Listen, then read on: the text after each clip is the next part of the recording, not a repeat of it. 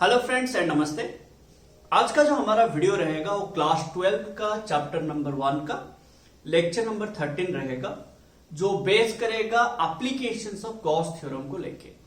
तो आज हम बेसिकली ये पढ़ेंगे, गॉस थ्योरम को अप्लाई करेंगे एंड जो जो डेरिवेशन है सारे हम करेंगे। एंड आज जो भी हमें फॉर्मूला मिलेगा नेक्स्ट वीडियो में हमारा न्यूमेरिकल्स रहेगा। तो पिछले लेक्चर में हम लोगों ने देखा हुआ था कि गॉस थ्योरम क्या है, गॉसियन सरफेस क्या है, इलेक्ट्रिक फ्लक्स कैसे आएगा, फ्लक्स कहां से आता है, ना जो चार्ज अंदर होता है उसके वजह से आता है, जो चार्ज बाहर होता है उसके वजह से फ्लक्स नहीं आता। ये सारे चीजें हम लोगों ने डिस्कस किया हुआ था। तो आज जो हम पढ़ेंगे गॉस थ्योरम का एप्लीकेशंस पढ़ेंगे। ठीक है, तो चलिए शुरू करते हैं एप्लीकेशंस ऑफ गॉस थ्योरम। तो ये यहां पे क्या क्या होगा, क्या क्या नहीं, डिस्कस करेंगे एंड एक एक एप्लीकेशन पढ़ेंगे।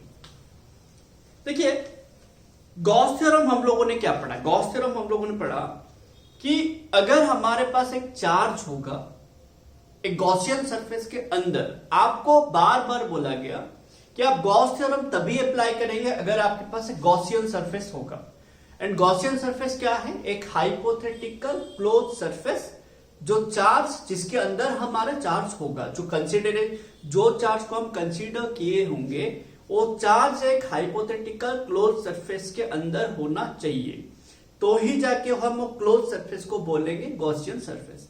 एंड अगर हमारे पास गॉसियन सरफेस नहीं होगा देन हम लोग कभी भी गॉस थ्योरम अप्लाई नहीं कर सकते। तो टू अप्लाई गॉस थ्योरम आपके पास दिमाग में ये होना चाहिए कि मेरे को एक गॉसियन सरफेस चाहिए। That Gaussian surface can be A sphere हो सकता है, कैन बी ए क्यूब हो सकता है, क्यूबॉइड हो सकता है, पैरेललोपाइपेड हो सकता है, एनीथिंग, बट जरूरी ये है वो सरफेस पूरा क्लोज होना पड़ेगा। अब गॉस थ्योरम अप्लाई करके, गॉस थ्योरम क्या है? गॉस थ्योरम क्या है? The total flux associated with a Gaussian surface must be equal to, बात समझिए, the total flux associated with a Gaussian surface must be equal to 1 by epsilon naught times epsilon r times the charge enclosed inside the surface। ये क्या है? Charge enclosed inside the surface है कि ना। अब ये था मेरा गॉस थ्योरम। अगर आपको एयर मीडियम का बात बोला जाएगा तो the Gauss theorem will change to Q by epsilon naught. ये जो एप्सिलॉन आर होता है एयर मीडियम के लिए 1 हो जाता है। तो आपको यहां पे क्या करना है? गॉस थ्योरम को अप्लाई करके हर चीजें करना है। ठीक है, तो हमेशा हम लोग ऐसे भी बोले कि हर चीजों का आपको इलेक्ट्रिक फील्ड निकालना आसान नहीं होता। तो हम लोगों ने क्या किया, गॉस थ्योरम को एक रिप्लेस करके कूलॉम्स लॉ हमेशा यूज करके हम हर चीजों का इलेक्ट्रिक फील्ड नहीं निकाल पाते, इसीलिए हम गॉस थ्योरम को इंट्रोड्यूस किए। अब गॉस थ्योरम का काम क्या है ना, बात समझो। गॉस थ्योरम अप्लाई करके आप एक गॉसियन सरफेस कंसीडर करके आप कोई भी चीज का इलेक्ट्रिक फील्ड, इलेक्ट्रिक फोर्स आसानी से निकाल सकते हैं। तो basically application of Gauss theorem में आप करेंगे क्या ना, फोर्स एंड फील्ड निकालेंगे। किसी भी बॉडी का, किसी भी टाइप का बॉडी दिया होगा, कैसा भी चार्ज डिस्ट्रीब्यूशन होगा, पॉइंट चार्ज बोल के जरूरी नहीं है, any type of charge distribution के लिए गॉस थ्योरम अप्लाई हो सकता है। बस कंडीशन, टर्म्स एंड कंडीशंस ये है कि गॉस थ्योरम बोल रहा है कि मेरे को तुम बस एक गॉसियन सरफेस अटैच करो, बिना गॉसियन सरफेस का मैं आपके लिए काम नहीं करूंगा। तो गॉसियन सरफेस जरूरी है।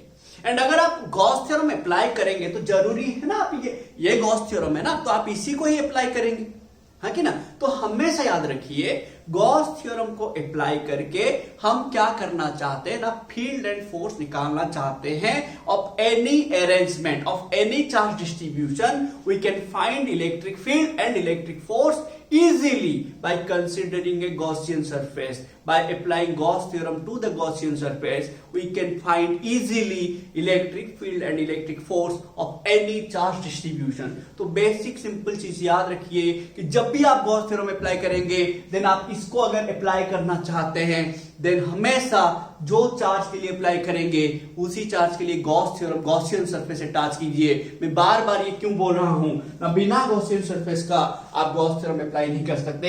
एंड अगर आप गॉस थ्योरम अप्लाई ही नहीं करेंगे, हाउ आप कैसे बोलोगे कि ये एप्लीकेशन ऑफ गॉस थ्योरम है? अरे भाई, गॉस एप्लीकेशन का मतलब क्या है? गॉस थ्योरम को अप्लाई करके बाकी चीजें निकालो, सिंपल है। तो अगर आप गॉस थ्योरम को अप्लाई करेंगे तो ये तो अप्लाई करना पड़ेगा ना, है कि ना। तो आप इसको अप्लाई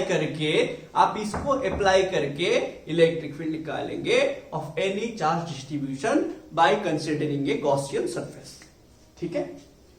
तो यहां एप्लीकेशन में हम 5 एप्लीकेशन पढ़ने वाले, 5 एप्लीकेशन। तो हम एप्लीकेशन 1 से शुरू करेंगे, फिर ऐसे करके 5 एप्लीकेशन आज पढ़ने वाले। आप आराम से नोटबुक लीजिए, पकड़िए, आराम से हर चीज लिखिए, जो जो आपको इंपॉर्टेंट लिखिए, हर चीज लिखिए, ठीक है। इंपॉर्टेंट लगेगा हर चीज लिखिए। तो एप्लीकेशन 1, ठीक है।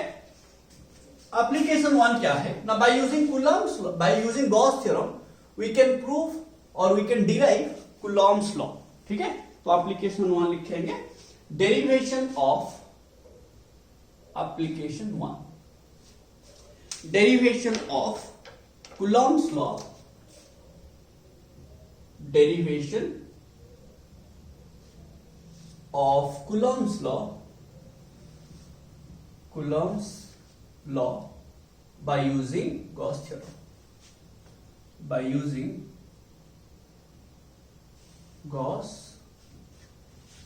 theorem, तो हम क्या कर सकते हैं, गॉस थ्योरम को यूज करके कूलॉम्स लॉ को डिराइव कर सकते हैं।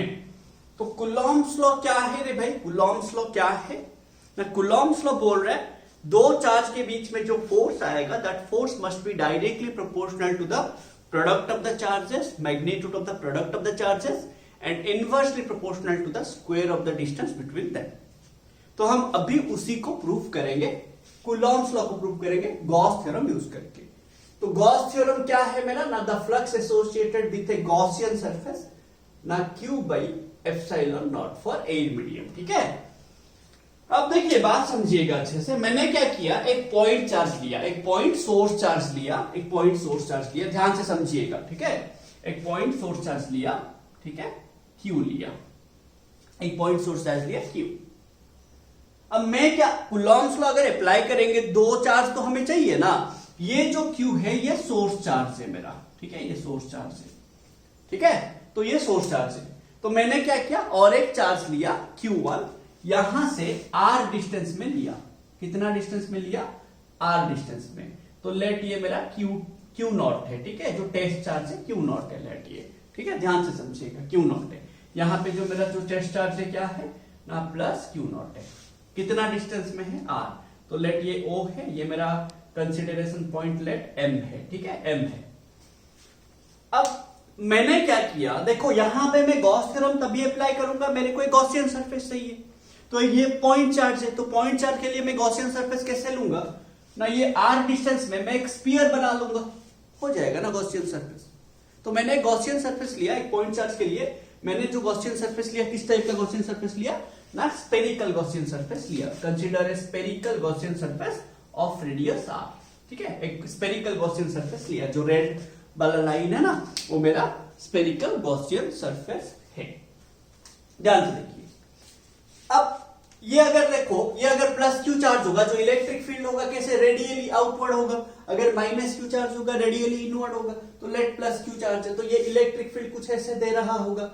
तो अगर मैं, बात समझो, अगर मैं गॉस थ्योरम यूज करके इलेक्ट्रिक फील्ड ले आऊंगा M पॉइंट में, बात समझो, मुझे फोर्स लाना है, कूलॉम्स लॉ के लिए फोर्स चाहिए ना, तो मैं फोर्स कैसे लाऊंगा ना, मुझे पता है electric field equal to force by charge. तो मैं फोर्स लाने के लिए मैं क्या करूंगा ना, यहां पे जो चार्ज है Q नॉट, अगर मैं यहां पे इस पॉइंट पे इलेक्ट्रिक फील्ड ले आऊंगा, देन मैं फोर्स ला सकता हूं Q नॉट इंटू E करके। तो मैंने Q नॉट इंटू E करके मैं फोर्स ला सकता हूं, हाँ कि ना भाई, बताइए। बट मुझे क्या करना है, कूलॉम्स लॉ करने के लिए फोर्स चाहिए, एंड फोर्स लाने के लिए मुझे चाहिए electric field. And electric field में कैसे लाऊंगा, मैं पॉइंट सोर्स चार्ज का फॉर्मूला अप्लाई नहीं कर सकता, क्योंकि मुझे बोला जा रहा है आप यहां पे गॉस थ्योरम यूज करके कूलॉम्स लॉ निकालिए। तो मैंने यहां पे क्या करना है, ये वाला गॉस थ्योरम को यूज करके कैसे भी कोशिश करके इलेक्ट्रिक फील्ड में ले आऊंगा M पॉइंट में। तो बाय यूजिंग गॉस थ्योरम मैं अगर M पॉइंट में इलेक्ट्रिक फील्ड ले आता हूं, देन मेरा आसान हो जाएगा फोर्स निकालना। सो मेरा अभी दिमाग में ये है कि मैं कूलॉम्स लॉ प्रूव करने के लिए पहले मुझे इलेक्ट्रिक फील्ड चाहिए, बट इलेक्ट्रिक फील्ड में कैसे लाऊंगा ना, by using Gauss theorem. Gauss theorem क्या है, flux equals to Q by epsilon naught. तो मैं उस वाले गॉस थ्योरम को यूज करके मैं कैसे भी करके एन पॉइंट में इलेक्ट्रिक फील्ड ले आऊंगा। अगर मैं ले आऊंगा, ये इक्वेशन 1 में डाल दूंगा, देन मेरा फोर्स आ जाएगा।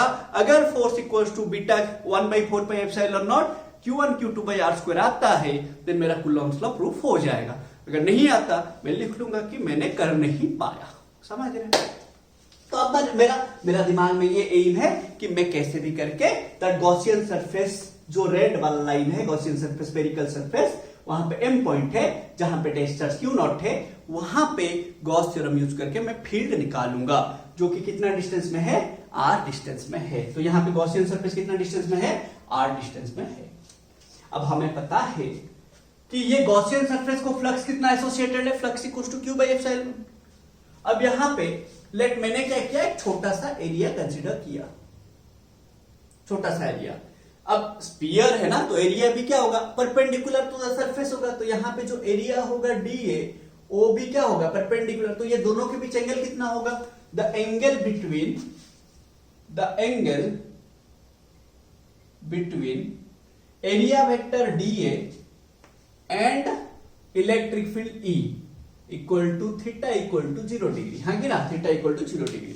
तो कॉस थीटा कितना होगा भाई ना, कॉस थीटा कितना होगा, दैट इम्प्लाई कॉस थीटा कितना होगा ना, 1 होगा। हाँ कि ना। अब बताइए, जो मेरा फ्लक्स का फॉर्मूला वो क्या है ना, E dot D A cos theta, है कि ना, इंटीग्रेशन, है कि ना। अब ये कॉस थीटा तो 1 हो जाएगा, तो ये बचेगा कितना, E into D A. Integration of D A क्या होगा, ए, है कि ना। तो फ्लक्स इक्वल्स टू क्या होगा, ई ए। अब मेरे को बताइए इलेक्ट्रिक फील्ड क्या हो जाएगा, हाँ ये मेरा इक्वेशन 2 है। बट बाय यूजिंग, बात समझिएगा, बाय यूजिंग गॉस थ्योरम क्या बोल रहे हैं ना, flux equals to Q by epsilon naught. हमें तो ये यूज करना पड़ेगा ना, वो बोल रहा है कि आप अप्लाई करो गॉस थ्योरम। आप बोलोगे नहीं मैं कैसे, अरे भाई एप्लीकेशन ऑफ गॉस थ्योरम है, so you have to apply Gauss theorem ना, है कि ना। तो आपको ये फ्लक्स का फॉर्मूला से मिल गया, फ्लक्स इक्वल्स टू ई है कि ना, क्योंकि एंगल यहाँ पे 0 डिग्री है। अब वहां पे बाय यूजिंग गॉस थ्योरम आप फ्लक्स निकालेंगे क्यू बाई एप्सिलॉन नॉट। तो अभी इक्वेशन 2 और 3 इक्वल होगा ना, है कि ना। तो the total flux associated with this area, अब ये डी ए छोटा सा एरिया था ना, ऐसे पूरा एरिया कितना, डी ए का इंटीग्रेशन करने से ए ले गए ना, पूरा ये सरफेस गॉसियन सरफेस के लिए टोटल फ्लक्स कितना एसोसिएटेड है, Q by epsilon naught and equal to E A. तो इक्वेशन 2 इक्वल टू इक्वेशन 3 होगा। तो ये क्या हो जाएगा, Q by epsilon naught equals to E A. तो ई कितना होगा मेरा, बताइए, ई कितना होगा, Q by epsilon naught into A, हाँ कि ना। अब बताइए इक्वेशन 4, हमें पता क्या है कि area of the spherical surface of radius R, area of this Gaussian surface having radius R कितना होता है, 4 पाई आर स्क्वायर। यहां पे डाल दो, तो एरिया इक्वल्स टू क्या होगा, 4 पाई आर स्क्वायर। तो इन इक्वेशन 4, फ्रॉम इक्वेशन 4 क्या हो जाएगा, सॉरी, फ्रॉम इक्वेशन 4 क्या हो जाएगा ना, ई इक्वल्स टू, हाँ, Q by 4 pi R square into epsilon naught, हाँ कि ना रे भाई। तो ये ई क्या हो जाएगा बताइए, 1/4 pi epsilon naught Q by R square, हाँ कि ना रे भाई, क्यू बाई आर स्क्वायर। ये मेरा आ गया क्या, इलेक्ट्रिक फील्ड। मैं गॉस थ्योरम अप्लाई करके इलेक्ट्रिक फील्ड ले आया। अब मैं यही इलेक्ट्रिक फील्ड लेके डालूंगा इक्वेशन 1 में, तो मेरा फोर्स आ जाएगा। तो फोर्स कितना आ जाएगा बताइए ना, force equals to Q naught into E, है कि ना। तो अब बताइए, force equals to 1/4 pi epsilon naught Q by R square into Q naught, हाँ कि ना, इंटू क्यू नॉट। तो ये देखिए, ये इक्वेशन से आपको मिल गया कि जो एफ है प्रोपोर्शनल टू क्यू नॉट है, product of charges, sorry, and proportional to 1 inversely proportional to the square of the distance. तो यही तो होता है मेरा कूलॉम्स लॉ, जो कि प्रूफ हो गया ना। नहीं समझे रे भाई, है कि ना। तो बहुत सिंपल है। तो आपने क्या किया ना, एक पॉइंट चार्ज लिया, सोर्स चार्ज, और एक टेस्ट चार्ज लिया।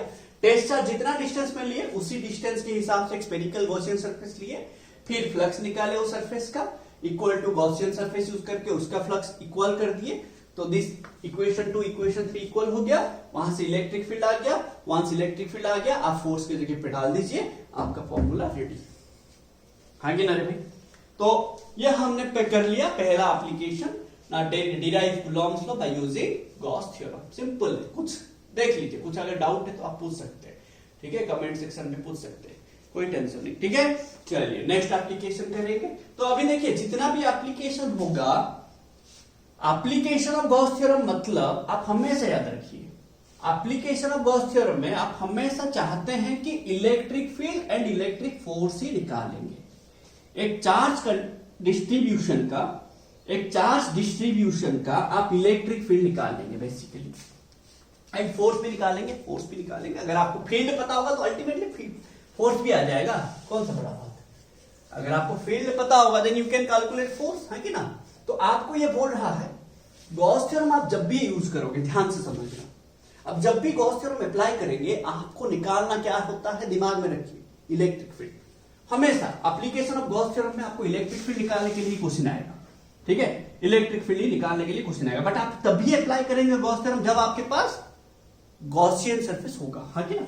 बिना गॉसियन सरफेस का आप कभी भी गॉस थ्योरम को अप्लाई नहीं कर सकते। तो अभी जो हम करेंगे, कोई भी चार्ज डिस्ट्रीब्यूशन का इलेक्ट्रिक फील्ड निकालेंगे। तो अभी हमारे पास एप्लीकेशन 2 रहेगा, एप्लीकेशन 2, ठीक है, एप्लीकेशन 2। तो एप्लीकेशन 2 क्या है, ना अभी हम क्या करेंगे, इलेक्ट्रिक फील्ड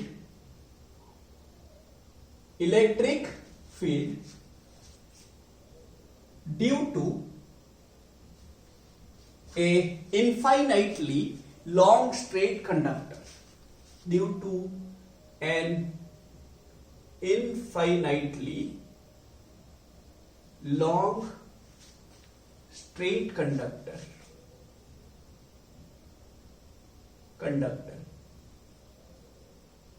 ठीक है, कंडक्टर, और due to a linear charge distribution, और यू कैन से और due to a linear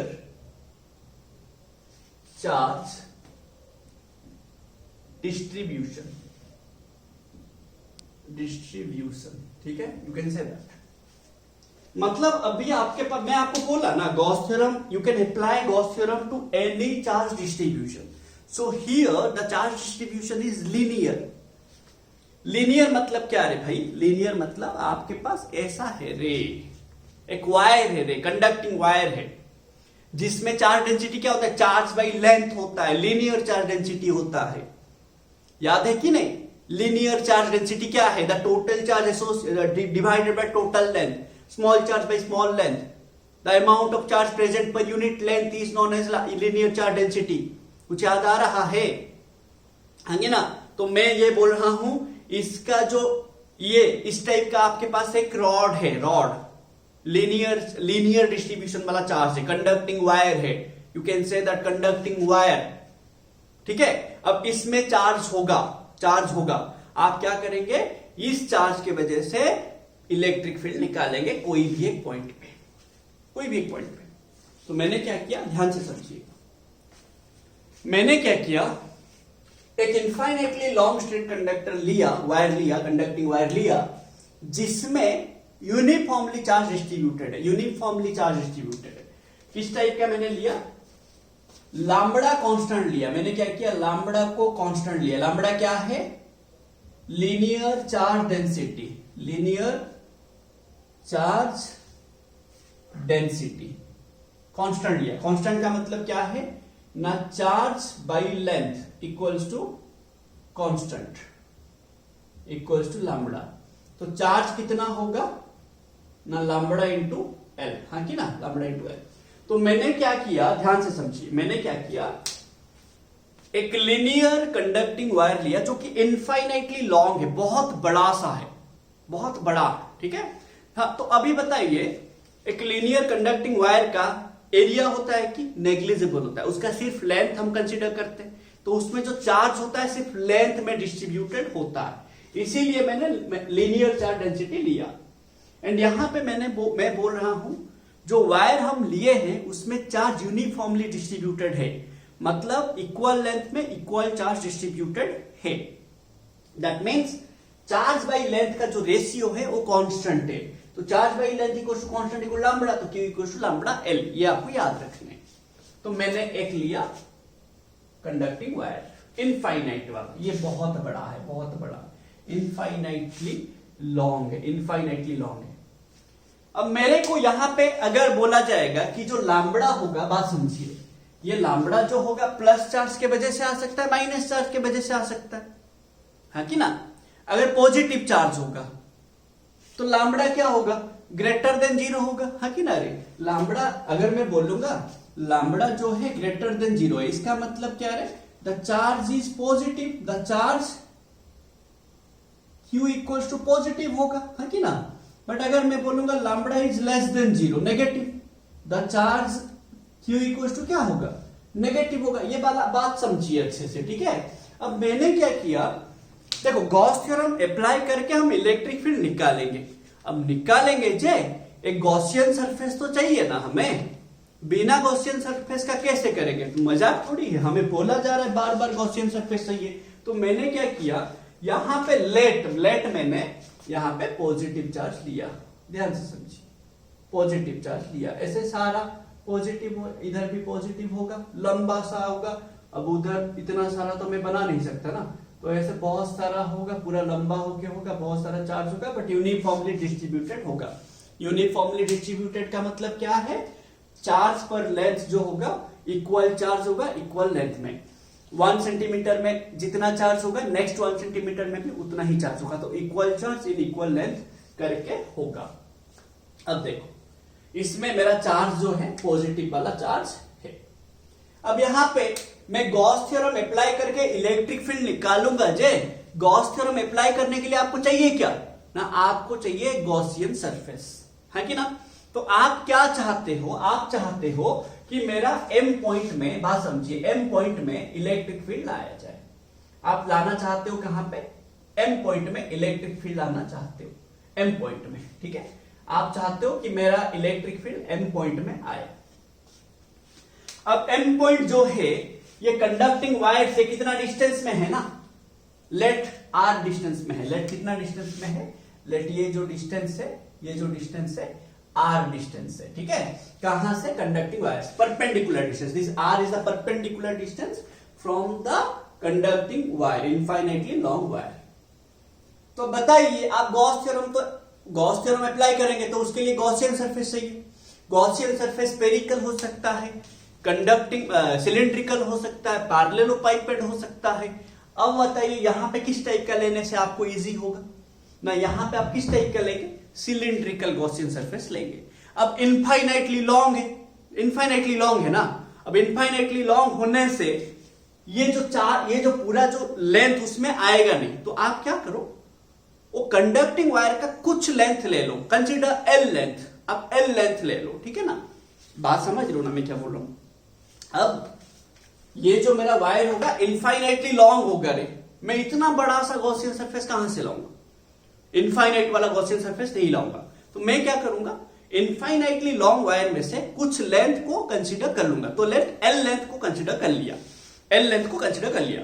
उस एल लेंथ को मैंने क्या किया, गॉसियन सरफेस के अंदर रख लिया एंड इलेक्ट्रिक फील्ड निकाल दूंगा, ठीक है ना। अब बताइए तो मेरे पास यहां पे क्या होगा ना, मैंने यहां पे एक गॉसियन सरफेस बनाया जो कि सिलिंड्रिकल होगा एंड कितना लेंथ का बनाया ना, एल लेंथ का बनाया। कितना लेंथ का बनाया, एल लेंथ का बनाया।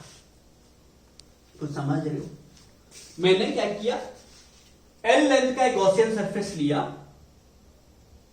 जो कि ये कंडक्टिंग वायर को एनक्लोज करके रख रहा है।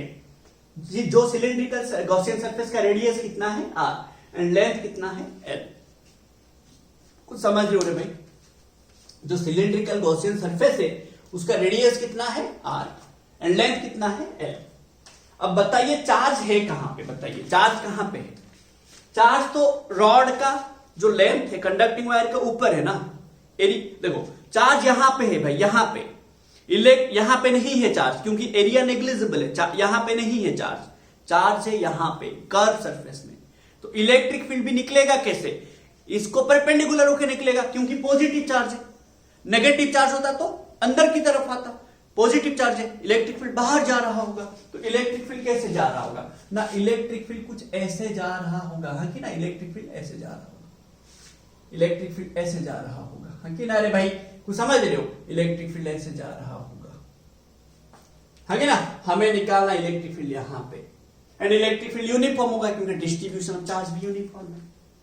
अब बताइए, ये एक एरिया है A1, ये एक एरिया है A2, ये एक एरिया है A3। ये एरिया वेक्टर का डायरेक्शन किधर होगा? कुछ ऐसे होगा, A1, हाँ कि ना?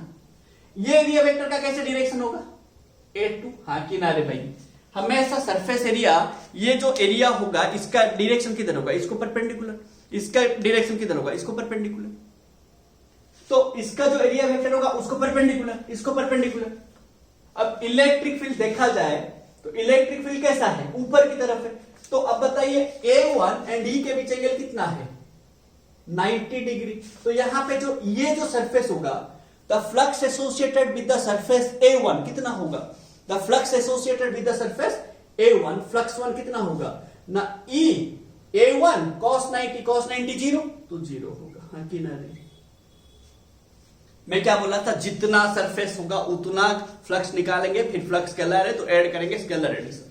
अब बताइए, यहां पे जो इलेक्ट्रिक फील्ड है A2 को जो इलेक्ट्रिक फील्ड एसोसिएटेड है एंड एरिया वेक्टर है, एंगल कितना है? थीटा अगेन 90, हाँ कि ना? 90। तो the flux associated with the surface 2 A2 कितना होगा ना? E into A2 into cos 90, तो जीरो, cos 90 जीरो, तो zero. The flux associated with the surface 3. The flux associated with the surface 3. The flux associated with surface 3. With surface 3. That is A3. ठीक है? A3 कितना होगा ना? देखो A3 कितना होगा ना? देखो A3 कैसा है? ऊपर ही होगा, हाँ कि ना? रे A3 क्या हमेशा एक सरफेस, ये सरफेस का डायरेक्शन किधर होगा रे भाई? ये सरफेस का डायरेक्शन उसको परपेंडिकुलर। अब इलेक्ट्रिक फील्ड भी ऐसे जा रहा है, दोनों सेम डायरेक्शन में जा रहे हैं, तो इलेक्ट्रिक एंगल कितना होगा? 0 डिग्री होगा, हाँ कि ना? 0 डिग्री होगा। अब बताइए यहां पे क्या हो जाएगा ना? Flux 3 equals to E A3 cos 0, तो ये आ जाएगा E इंटू A3। अब एरिया ऑफ ए सिलेंडर कितना होता है? Area of the side surface, जो ये सिलेंडर का साइड सरफेस होता है, कितना होता है? 2 पाई RL होता है। तो ये जो A3 होगा मेरा कितना होगा? 2 पाई R इंटू L होगा, हाँ कि ना? तो ये मेरा फ्लक्स 3 कितना हो जाएगा? दिस फ्लक्स 3 विल बिकम ना E into 2 pi R into L, हाँ कि ना? रे समझ रहे हो? ये आ गया मेरा फ्लक्स आ गया। तो ये मेरा चार्ज का इक्वेशन, ये मेरा फ्लक्स का इक्वेशन। अब टोटल फ्लक्स कितना आएगा ना? सरफेस 1 का फ्लक्स, सरफेस 2 का फ्लक्स, सरफेस 3 का flux. The total flux associated, the total flux associated with the Gaussian surface, with the Gaussian surface, Gaussian cylindrical surface, ठीक है? सिलिंड्रिकल सरफेस इक्वल्स टू कितना ना? Flux total equal to flux 1 plus flux 2 plus flux 3, ये दोनों जीरो, ये कितना? E into 2 pi RL। By Gauss theorem ये तो हम निकाल लिए फ्लक्स के हिसाब से ना, है कि ना? अब गॉस थ्योरम क्या बोल रहे हैं ना? अगर आपके पास Q चार्ज होगा, अब देखो ये जो लेंथ L लिए हैं हम, Q by L equal to lambda, तो Q इक्वल टू कितना? Lambda L। तो इसके अंदर कितना चार्ज है बताइए? ये जो गॉसियन सरफेस है वो पूरा वायर को तो कवर कर नहीं रहा है ना? पूरा वायर को कवर कर रहा है कि नहीं कर रहा? तो पूरा वायर को कवर कर नहीं रहा, कितना? L लेंथ को कवर कर रहा है। तो ये L लेंथ का चार्ज इसके अंदर कितना होगा ना? Q equal to lambda into L होगा, हाँ कि ना? तो अब बताइए गॉसियन सरफेस के अंदर चार्ज कितना है? Q equal to lambda L है ना? नहीं समझ रहे हो? गॉसियन सरफेस के अंदर चार्ज कितना है? Q equal to lambda L है। तो according to Gauss theorem the flux will be equal to what होगा ना? According to Gauss theorem the flux will be equal to, according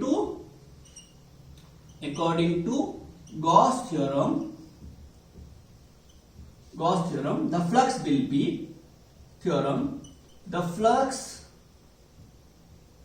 be equal to कितना होगा ना Q enclosed by epsilon naught. Q enclosed कितना lambda L by epsilon naught, है कि ना? तो इक्वेशन 3 इक्वल टू इक्वेशन 4 होगा, है कि ना? इक्वेशन 3 इक्वल टू इक्वेशन 4 होगा, तो इक्वेशन 3 क्या है? E into 2 pi RL equals to this much. तो इक्वेशन 3 equals to इक्वेशन 4. तो E into 2 pi RL, है कि ना? ये कैपिटल L होगा भाई, ठीक है? क्योंकि हम यहाँ पे कैपिटल L लिए हैं, यहाँ पे स्मॉल L लिए, तो ये कैपिटल L होगा, ठीक है ना भाई? अब बताइए 2 pi RL इक्वल टू ये गॉस इक्वेशन 4 क्या lambda L by epsilon naught, है कि ना? Lambda L by epsilon not. L कटेगा ना भाई, है कि ना? L कटेगा. हमें चाहिए क्या? Electric field. हम हमेशा बोले जब भी हम गॉस थ्योरम अप्लाई करेंगे इलेक्ट्रिक फील्ड निकालेंगे.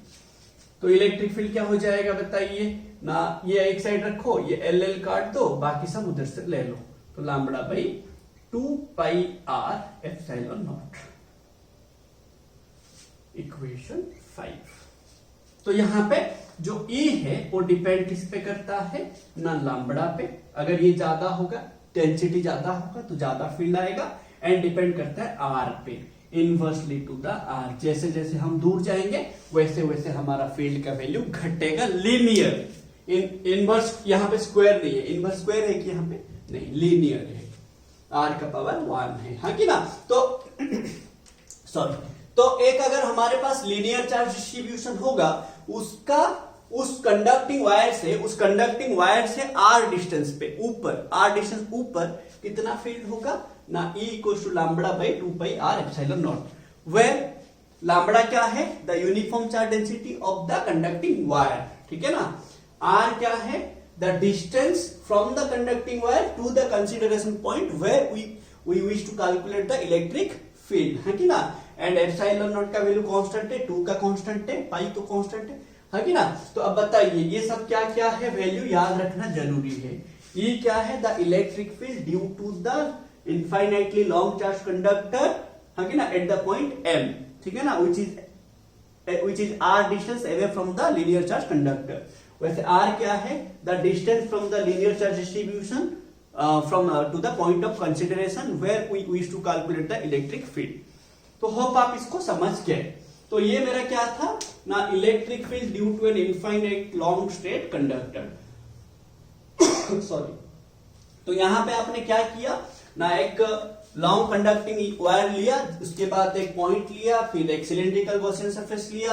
आप पहले तीनों सरफेस का फ्लक्स निकाल दिए, टोटल फ्लक्स निकाल दिए, फिर आप गॉस थ्योरम यूज करके गॉसियन सरफेस में फ्लक्स निकाल दिए, Q बाई एप्सिलॉन नॉट करके, फिर आप क्या किए? दोनों को इक्वल किया, इलेक्ट्रिक फील्ड आ गया. ये प्रोसेस है मेरा, इसको याद रखेंगे. अब ये जो इलेक्ट्रिक फील्ड होगा, ध्यान से समझिए, अगर ये पॉजिटिव चार्ज होगा इलेक्ट्रिक फील्ड एवे होगा, है कि ना? एवे फ्रॉम द कंडक्टिंग वायर. अगर ये नेगेटिव चार्ज होगा electric field will be towards the conducting wire. तो अगर आप वेक्टर के हिसाब से लिखेंगे क्या होगा? यहाँ पे बस लिख लेना, वेक्टर लिख लेना, एंड यहाँ पे क्या लिख लेंगे ना? ये positive. If lambda is greater than 0 then the electric field be away from the conducting wire and outward, ठीक है ना? ऐसे आप लिख लेंगे. and if lambda is less than 0 then the electric field will be this much towards the conducting wire from the point of consideration, ठीक है ना?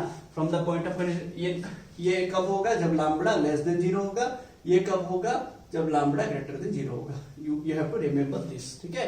तो ये इलेक्ट्रिक फील्ड इसके लिए होगा, ये इलेक्ट्रिक फील्ड इसके लिए होगा. डायग्राम अच्छे से याद रखिए, स्टेप्स अच्छे से याद रखिए. ये डेरिवेशंस में आता है आपका बोर्ड एग्जाम में, तो आप इसको अच्छे से पढ़िएगा एंड ये फॉर्मूला याद रखिएगा. एंड हम आगे जाके ये भी करेंगे कि इसी सेम चीज का आपको क्वेश्चन आ जाएगा, derive electric field due to infinitely long straight conductor without using Gauss theorem. वो भी हम करने वाले हैं, ठीक है ना? इसको सेम फॉर्मूला आएगा, बट हम उसको इंटीग्रेशन करके करेंगे, ठीक है ना? चलिए देखते हैं हमारा तीसरा एप्लीकेशन, ठीक है? क्लियर करते हैं. ओके, देखो तीसरा एप्लीकेशन क्या देगा? ये तो हो गया आपका लीनियर चार्ज डिस्ट्रीब्यूशन. आपको फिर आएगा एक surface charge distribution. 2 dimensional body होगा, 2 डायमेंशनल बॉडी, ठीक है ना। तो 2 डायमेंशनल बॉडी के हिसाब से इलेक्ट्रिक फील्ड निकालेंगे। ये हो गया linear charge distribution 1 dimension body के लिए। तो अभी जो हम करेंगे electric field due to an infinitely long plane sheet, ठीक है, long sheet, infinitely plane sheet, you can say that infinitely plane sheet, ठीक है। तो प्लेन शीट मतलब जो पेपर होता है ना, आप जिस पे लिख रहे हो एक पेपर, वैसा एक शीट होगा, इनफाइनाइटली प्लेन शीट होगा, उसको हम यूज करके क्या करेंगे, इलेक्ट्रिक फील्ड निकालेंगे फ्रॉम एट एनी पॉइंट। उसके चारों तरफ कोई भी पॉइंट कंसीडर करके वहां पे हम फील्ड निकाल लेंगे, ठीक है। चलिए देखते हैं। सॉरी देखो, तो यहां पे इनफाइनाइटली प्लेन शीट, ठीक है, शीट, और due to a surface charge distribution, surface charge distribution 2D body, ठीक है, 2 डायमेंशनल बॉडी। अब इसको भी ना लिखने से चलेगा, ठीक है, में स्पेस लगता है मेरा। देखो, तो अभी मेरे पास क्या है, यहां पे एक इनफाइनाइटली प्लेन शीट है, इनफाइनाइट प्लेन शीट है। तो एग्जाम्पल मैं दे रहा हूं, ये इस टाइप का होगा, ठीक है, एक पेपर होगा, ठीक है, एक पेपर होगा, एक पेपर, ठीक है, एक पेपर होगा, इनफाइनाइट प्लेन शीट, ये पेपर, ठीक है। बट ये इनफाइनाइट होगा, इधर से बहुत बड़ा होगा, इसका थिकनेस नहीं होगा, लेंथ होगा, ब्रेड्थ होगा, इसका बस एरिया होगा। अब अगर बात समझिए सॉरी, मैं क्या करना चाहता हूं, इसमें जो चार्ज डिस्ट्रीब्यूशन है, उस चार्ज डिस्ट्रीब्यूशन के वजह से मैं फील्ड निकालना चाहता हूं एक पॉइंट पे। तो मैंने क्या किया, एक इनफाइनाइट प्लेन शीट कंसीडर किया। आप लिखोगे ना, let us consider an infinite plane sheet, है ना। एंड उस प्लेन शीट में मैंने क्या किया, चार्ज डिस्ट्रीब्यूशन को यूनिफॉर्म लिया। चार्ज डिस्ट्रीब्यूशन कैसे लिया, यूनिफॉर्म लिया। चार्ज डिस्ट्रीब्यूशन को मैंने यूनिफॉर्म लिया। यूनिफॉर्म मतलब चार्ज बाई एरिया, यहां पे एरिया आएगा, यहां पे लेंथ नहीं है। वो उस पहला एप्लीकेशन में लेंथ था, ठीक है, कंडक्टिंग वायर में, वहां पे एरिया नहीं था, वॉल्यूम नहीं था। यहां पे एरिया है, वॉल्यूम नहीं है, देयर इज नो थिकनेस। बात समझ रहे, ये मेरा जो थिकनेस है बहुत नेग्लिजिबल है, तो यहां पे सिर्फ एरिया है। जो चार्ज डिस्ट्रीब्यूशन कहां पे होगा, यहां पे होगा एंड यहां पे होगा। Are you getting my point भाई, है कि ना। बात समझिए, तो मैं यहां पे बोल रहा हूं जो चार्ज डिस्ट्रीब्यूट हुआ होगा, यहां पे हुआ होगा, ये सरफेस में हुआ होगा, ये सरफेस में हुआ होगा, है कि ना। एंड मैं यहां पे जो चार्ज डिस्ट्रीब्यूशन ले रहा हूं, यूनिफॉर्म वाला ले रहा हूं, मतलब the charge per unit area must be constant, equal charge will be present in equal amount of area, ठीक है ना। तो मैंने यहां पे क्या किया, consider a infinitely long sheet, plane sheet, ठीक है, प्लेन शीट लिया जिसमें चार्ज यूनिफॉर्मली डिस्ट्रीब्यूटेड है, ठीक है। अब देखो, ध्यान दो। तो मैंने यहां पे क्या किया, एक प्लेन शीट लिया, ठीक है, प्लेन शीट लिया। इसमें 2 फेस होगा ना, इसमें 2 फेस होगा, तो चार्ज एक राइट साइड फेस होगा, एक लेफ्ट साइड फेस होगा। तो जो राइट साइड फेस में चार्ज है, मैंने उसको ब्लॉक करके लिया होगा, ठीक है, ठीक है। जो लेफ्ट साइड फेस है उसमें मैं रेड कलर में मार्क कर लेता हूं। जो राइट साइड में चार्ज है उसको ब्लॉक किया, जो लेफ्ट साइड है उसको मैंने क्या किया, रेड कलर का मार्कर लगा दिया, ठीक है। यूनिफॉर्मली डिस्ट्रीब्यूट हुआ होगा, यूनिफॉर्मली हुआ होगा, तो जितना लेफ्ट साइड चार्ज होगा उतना ही राइट साइड चार्ज होगा। You can understand that way, ठीक है। जितना लेफ्ट साइड चार्ज होगा उतना ही राइट साइड भी चार्ज होगा। The charge per unit area must be constant होगा, ठीक है ना। अब ध्यान दीजिएगा थोड़ा सा, ठीक है, थोड़ा सा ध्यान दीजिएगा। अब मैंने क्या किया, ये जो प्लेन शीट है, देखो ये प्लेन शीट ऐसे होगा, मैं तो अभी ड्रॉ नहीं कर सकता वैसा, ठीक है। तो यू कैन अंडरस्टैंड, ये पेपर को देख के समझ सकते। तो ये ऐसा है, ठीक है। यहाँ पे चार्ज है रेड वाला, यहाँ पे चार्ज है ब्लैक वाला, ठीक है। आप जो देख रहे हो, अगर मैं ऐसे खड़ा रहूंगा, इधर का राइट का बात करूँ, अगर आप मेरा बात करोगे, मैं अपना लेफ्ट का बात करूँ, इधर है मेरा ब्लैक, इधर है मेरा रेड, बट इक्वल चार्ज है, इक्वल एरिया में, ठीक है। इधर का एरिया ए होगा तो इधर का एरिया भी ए ही होगा, हाँ कि ना। तो मैंने यहां पे क्या किया, जो सरफेस चार्ज डेंसिटी सिग्मा लिया वो कांस्टेंट लिया। सिग्मा क्या होता है, charge per unit area equals to constant लिया, that is the charge is uniformly distributed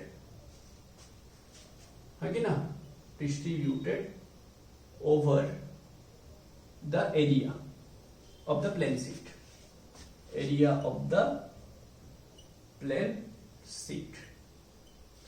तो चार्ज कितना होगा, ईच एरिया में चार्ज कितना होगा ना, Q इक्वल टू कितना होगा, सिग्मा इंटू ए होगा है कि ना। तो if sigma is greater than 0 then Q equal to होगा पॉजिटिव है कि ना।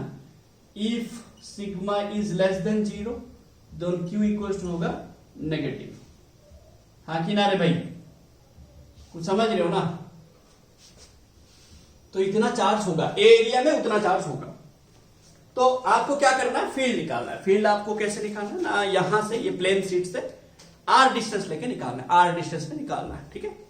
तो अगर आप यहां पे निकालेंगे, यहां पे आप क्या करेंगे, इस पॉइंट को कवर करके एंड ये चार्ज को कवर करके एक गॉसियन सरफेस लेना पड़ेगा है कि ना, एक गॉसियन सरफेस लेना, एंड ये इनफाइनाइट प्लेन शीट है, सोचो, ठीक है ना। तो आप क्या करो, गॉसियन सरफेस क्या क्या हो सकता है, एक सिलेंड्रिकल सरफेस हो सकता है, और एक आपका क्या बोला गया आपको, पैरेललोपाइपेड हो सकता है। पैरेललोपाइपेड मतलब जिसका क्यूब टाइप का होगा बट नॉट परफेक्ट क्यूब, ठीक है, क्यूबॉइड टाइप का होगा पैरेललोपाइपेड, समझ लो ना। लेंथ बड़ा होगा, ब्रेड छोटा होगा, मतलब यू कैन से दैट इस पेपर को ही अगर आप ज्वाइन कर दोगे, ये पेपर ऐसे 1 2 3 एंड 4 पेपर ज्वाइन कर दोगे, इधर ब्लॉक कर, इधर बंद कर दोगे, इधर बंद कर दोगे, तो जो आएगा से वो पैरेललोपाइपेड होगा। तो यू कैन, अभी आपको क्या करना है, आर डिस्टेंस पे लेना है कि ना। आर डिस्टेंस में आपको एक क्या करना है, इधर सिलेंड्रिकल गॉसियन सरफेस लीजिए या तो पैरेललोपाइपेड गॉसियन सरफेस लीजिए। आप बोलोगे सर सिलेंड्रिकल गॉसियन सरफेस लेने से होगा क्या, होगा, कैसे होगा देखो। अगर आप सिलेंड्रिकल गॉसियन सरफेस लेंगे तो कैसे होगा, देखिए थोड़ा सा देखिएगा। सिलेंड्रिकल गॉसियन सरफेस अगर लेंगे तो एग्जैक्टली मैं इसको कैसे समझा सकता हूं आपको। यू कैन, ये एग्जैक्टली परफेक्ट सिलेंडर तो बना नहीं, आप ऐसा करो कि एक सिलेंड्रिकल गॉसियन सरफेस लो, ये तो भाई बना नहीं, इमेजिन कर लो, ठीक है। ये आप क्या करो, एक मिनट, तो आप क्या करो, एक सिलेंड्रिकल गॉसियन सरफेस ले लो या तो पैरेललोपाइपेड वाला ले लो, जो आपको मन करे ले सकते हो, ठीक है। ये सोचो, ये मेरा एक सिलेंड्रिकल गॉसियन सरफेस ऐसे पास करके जा रहा है, ये सरफेस को ऐसे पास करके जा रहा है। तो ये जो सिलेंड्रिकल सरफेस, इधर का एक फेस इधर होगा, एक फेस इधर होगा, एंड यहां पे जो कर्व होगा, बात समझ रहे हो ना, नहीं समझ रहे हो। अब जो चार्ज है ये साइड फेस में, चार्ज जो है ये साइड फेस में, इधर है इधर है, और यू कैन ऐसे भी आप कर सकते हो, ध्यान से देखना। तो जो मेरा इलेक्ट्रिक फील्ड राइट साइड के लिए किधर होगा, ब्लैक के लिए कुछ ऐसे होगा, एवे। लेफ्ट साइड के लिए किधर होगा, लेफ्ट साइड के लिए किधर होगा, हाँ कि ना। तो लेफ्ट साइड वाला जो सरफेस है 1 है, राइट साइड वाला जो सरफेस है लेट 2 है। ना नहीं समझ रहे हो रे, ना नहीं समझ रहे हो रे। अरे इसके लिए इलेक्ट्रिक फील्ड पॉजिटिव चार्ज है ना, पॉजिटिव चार्ज है तो इलेक्ट्रिक फील्ड ऐसे होगा। इसमें भी पॉजिटिव चार्ज ही है, एक ही कंडक्टर रे, तो इसमें इलेक्ट्रिक फील्ड ऐसे होगा। अब आप क्या करो, उसको सिलिंड्रिकल गॉसियन सरफेस ले लो, सिलिंड्रिकल, या तो पैरेललोपाइपेड वाला ले लो, पैरेललोपाइपेड, ठीक है। पैरेललोपाइपेड अगर लेंगे तो आपको क्या करना पड़ेगा, इसको पूरा बंद करना पड़ेगा। एक मैं इसको थोड़ा हटाता हूं, इसको थोड़ा हटा देता हूं, ठीक है। आप लिख लिए होंगे, इसको थोड़ा सा मैंने हटा दिया, ठीक है। ध्यान से देखो, आप क्या करो, एक पैरेललोपाइपेड वाला ले लो, एनसीईआरटी के हिसाब से ले लो, ठीक है। ऐसे पैरेललोपाइपेड वाला ले लो, ठीक है। चलो मैंने ऐसे लिया है गॉसियन सरफेस, बताइए, ठीक है। एक 3D पूरा लिया, इमेजिन कर पा रहे हो, अभी उसके अंदर ये रखा, ठीक है। अब बताइए जो इलेक्ट्रिक फील्ड होगा कौन सा सरफेस होगा। पैरेललोपाइपेड का 6 फेस है, 1 2 3 इसको लेते हैं 2, 4, पीछे होगा 5, फ्रंट में होगा 6। अब बताओ कौन सा फेस को इलेक्ट्रिक फील्ड परपेंडिकुलरली पास कर रहा है। ध्यान से देखो, ये सरफेस 2 को इलेक्ट्रिक फील्ड ऐसे जा रहा है कि ना, एरिया वेक्टर ऐसे होगा। सरफेस 1 को इलेक्ट्रिक फील्ड ऐसे जा रहा है कि ना, रे। बाकी कोई भी सरफेस को इलेक्ट्रिक फील्ड पास कर रहा है कि, बताइए, बाकी कोई भी सरफेस को इलेक्ट्रिक फील्ड पास कर रहा है कि, बाकी कोई भी सरफेस को इलेक्ट्रिक फील्ड पास कर रहा है कि, बताइए। कोई सरफेस को इलेक्ट्रिक फील्ड पास नहीं कर रहा। मैं इलेक्ट्रिक फील्ड निकालना चाहता हूं ये पॉइंट पे, ठीक है। लेट ये r डिस्टेंस में है, ठीक है। सरफेस, ये जो चार्ज डेंसिटी जो सरफेस है, प्लेन शीट है, यहां से r डिस्टेंस में निकालना चाहता हूं, ठीक है। तो बताए मैं ये m पॉइंट में निकालना चाहता हूं। अब बताइए मेरे को बताइए 1 और 2 को छोड़ के 4, 5, 6 और 3 में इलेक्ट्रिक फील्ड पास कर रहा है कि नहीं कर रहा। अगर इलेक्ट्रिक फील्ड ही पास नहीं कर रहा, flux associated with the surfaces कितना होगा? 0, है कि ना। और you can say electric field and area vector for 3, 4, 5, 6 is perpendicular to each other. Perpendicular cos 90 0, है कि ना। You can say that is well.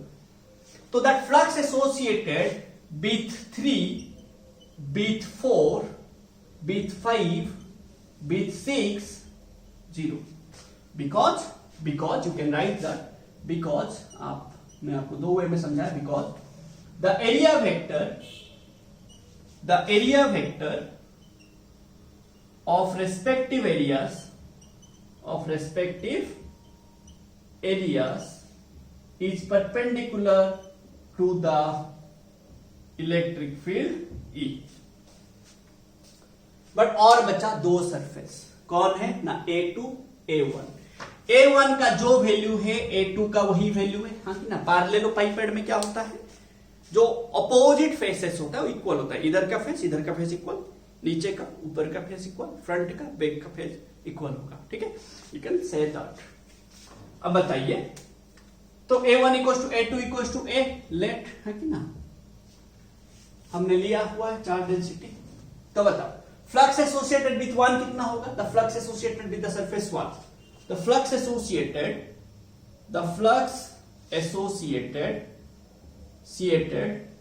With surface 1 कितना होगा? सरफेस 1 कितना होगा ना, flux 1 equals to EA cos 0, है कि ना। दोनों देखो सेम, दोनों तो उधर है ना, 0 डिग्री होगा, तो cos 0 1 होता है, तो EA होगा। वैसे the flux associated with surface 2 कितना होगा ना, flux 2 equals to EA cos 0, तो EA ही होगा, है कि ना। तो टोटल फ्लक्स कितना होगा?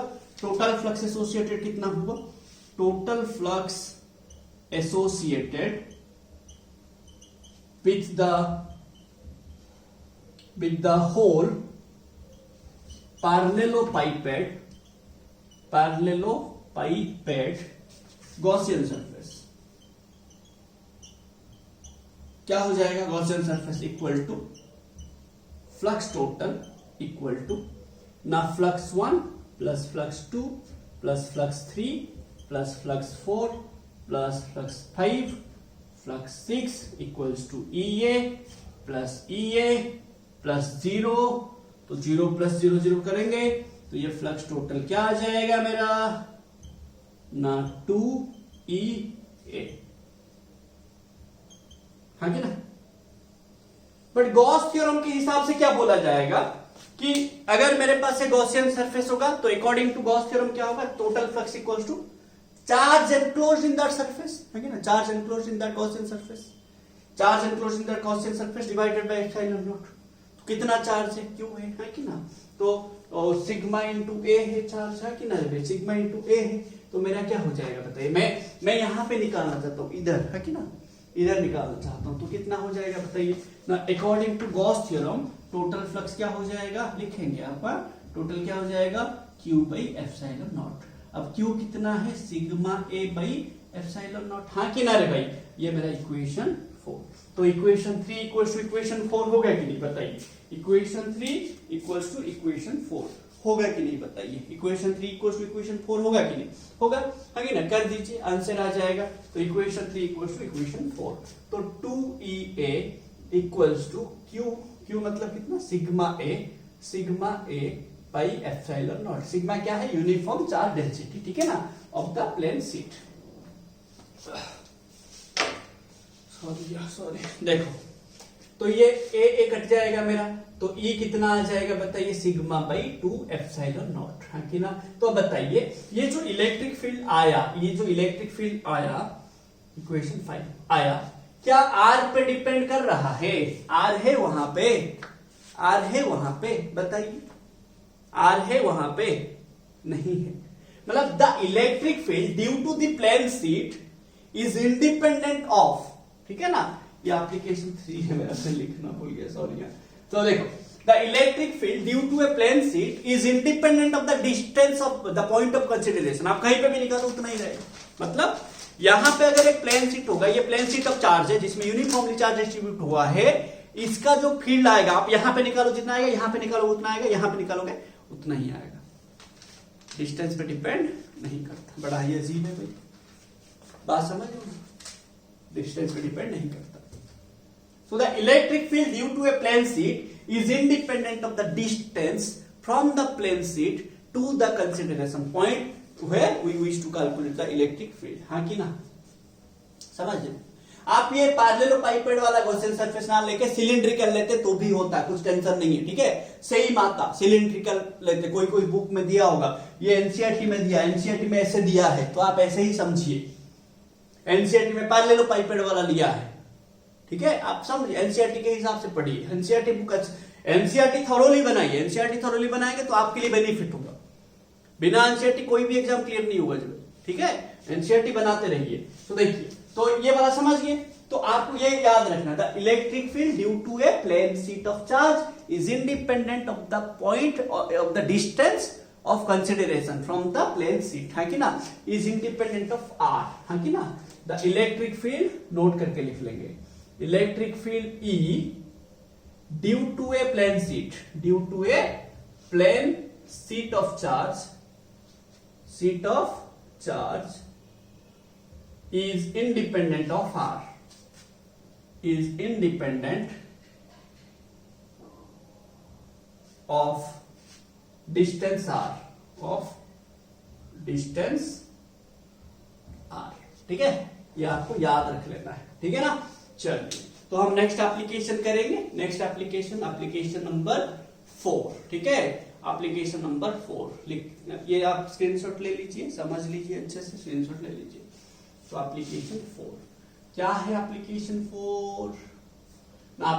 4 क्या है, electric field due to a conducting spherical shell, ठीक है, और spherical shell, charge spherical shell, ठीक है, स्फेरिकल सेल मतलब होलो स्फीयर, ठीक है, अंदर खाली खाली होगा, ठीक है। तो एक बात समझिए, electric field due to a thin spherical shell, ठीक है, और you can say a conducting shell, और you can say conducting solid sphere, वो भी आप बोल सकते हो।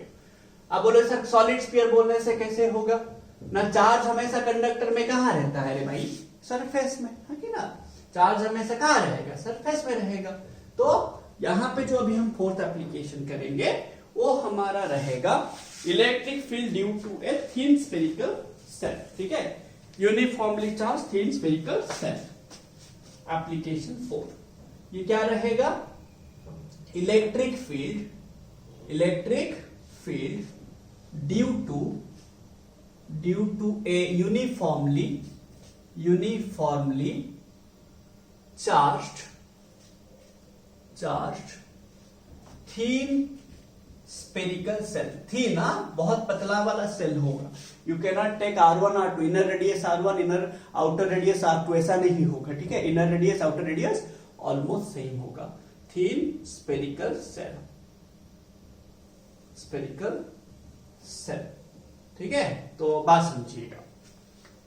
अब यहां पे आपको पूछेगा, आप इलेक्ट्रिक फील्ड निकालिए inside the spherical cell, on the surface of the spherical cell and outside the spherical cell. फिर इसके बाद हम क्या करेंगे, ये आप कंडक्टिंग बोल सकते हो, electric field due to a conducting shell भी बोल सकते हो। इसके बाद हम क्या करेंगे, एक इंसुलेटिंग सेल लेके करेंगे लास्ट एप्लीकेशन, ठीक है। तो इसको पहले हम अच्छे से समझ लेते हैं।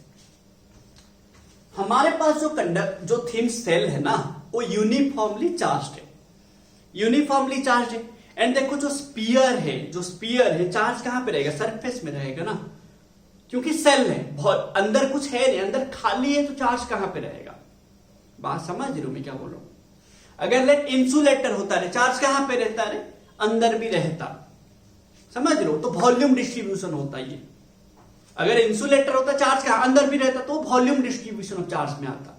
अब यहां पे चार्ज सरफेस में डिस्ट्रीब्यूटेड है, समझ, यूनिफॉर्मली, ये अंदर कुछ है ही नहीं। एंड ये कंडक्टर है, सोचो कंडक्टर है, कंडक्टिंग सेल सोच सकते हो, you can think conducting cell.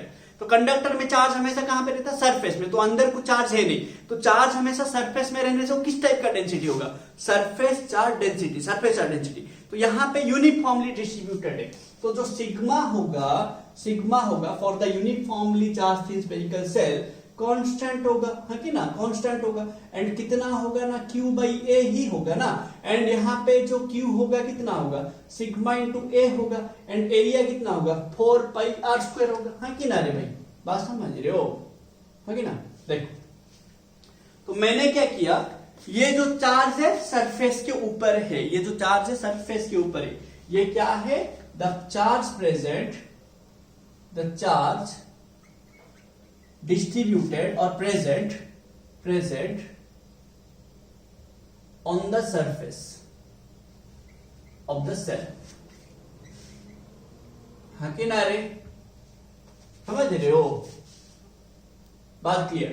अब देखो, मैंने एक सेल लिया, ठीक है, एक कंडक्टिंग सेल लिया, कंसीडर किया, ठीक है। देखो, अब बताइए, अब यहां पे मेरे को क्या करना है, इनसाइड निकालना है फील्ड, सरफेस में निकालना है एंड आउटसाइड निकालना है, 3 पॉइंट में निकालना है। तो मैं केस 1 लिखूंगा इसका ना, फील्ड, केस 1 में क्या लिखूंगा ना, field at any point inside the shell, spherical shell, ठीक है, at any point inside the spherical shell. तो यहां पे बताइए, मेरा ये O है, चार्ज कहां पे है, चार्ज कहां पे, सरफेस में, चार्ज कहां पे है, चार्ज सरफेस में है भाई, चार्ज है सरफेस में, ठीक है, चार्ज अंदर नहीं है, चार्ज सरफेस में है, ठीक है, चार्ज है सरफेस में, ठीक है, चार्ज सरफेस में, कंडक्टर है, कंडक्टिंग सेल या तो सेल, जो भी आप बोलो, चार्ज सरफेस में, ठीक है, चार्ज अंदर है ही नहीं, ठीक है, चार्ज सरफेस में। अब चार्ज सरफेस में आप निकालना चाहते हो फील्ड कहां पे, अंदर, है कि नहीं, तो लेट द कंसीडरेशन पॉइंट ले लो, consideration point let the consideration point be M, है कि ना, जो कि इनसाइड है कहीं पे, ठीक है, यहां पे है लेट एम पॉइंट, ठीक, दिस इज एम पॉइंट, ठीक है, जो कि O से M लेट स्मॉल आर है, ये O से M क्या है, दिस OM जो है वो स्मॉल आर है, ठीक है, OM जो है वो स्मॉल आर है, ठीक है, OM जो है स्मॉल r है।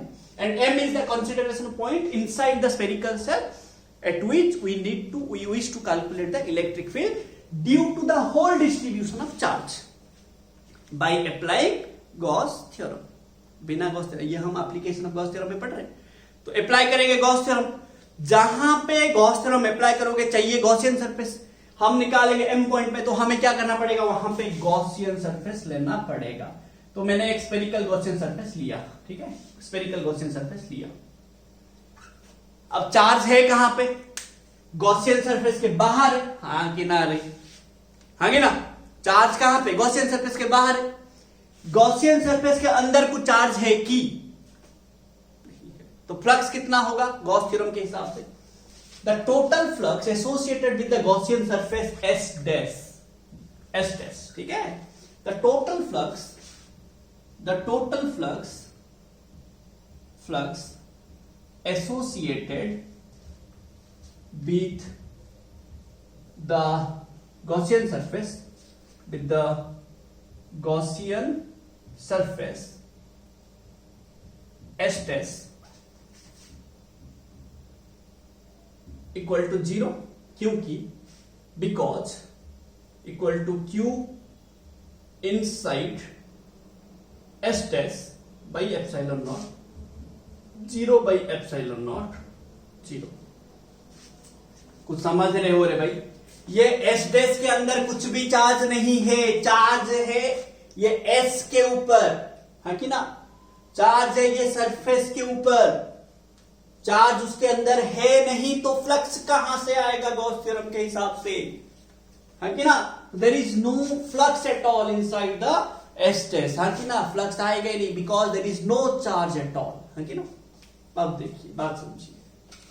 अब फ्लक्स है नहीं, बट हमें फ्लक्स का क्या फॉर्मूला पता है ना? ई A cos theta.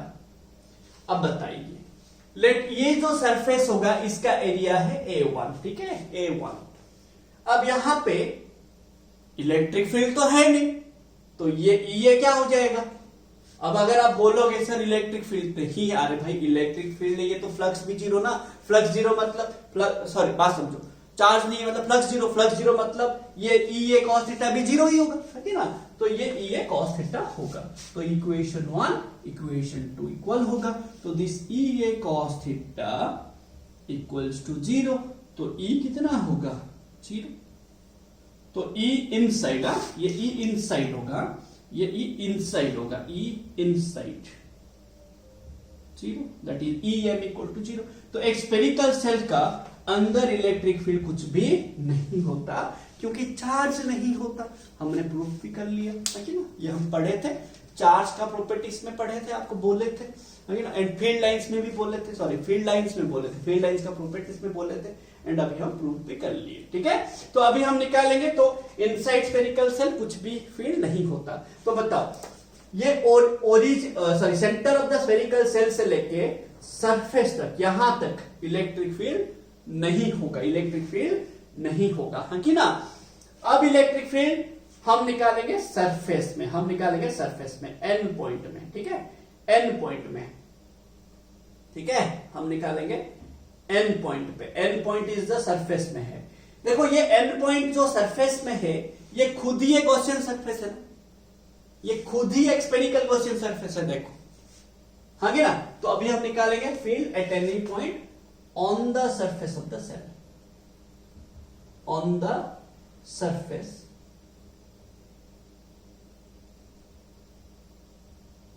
of the cell। ध्यान से देखिए।